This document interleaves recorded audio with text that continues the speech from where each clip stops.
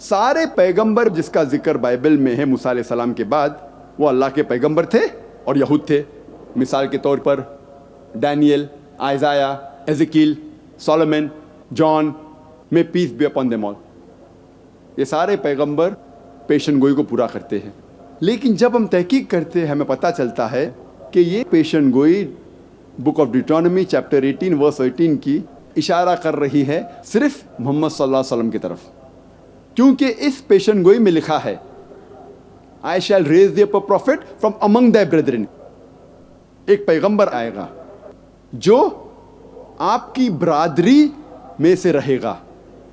اور ہم جانتے ہیں کہ عرب یہود کی برادری میں سے ہیں.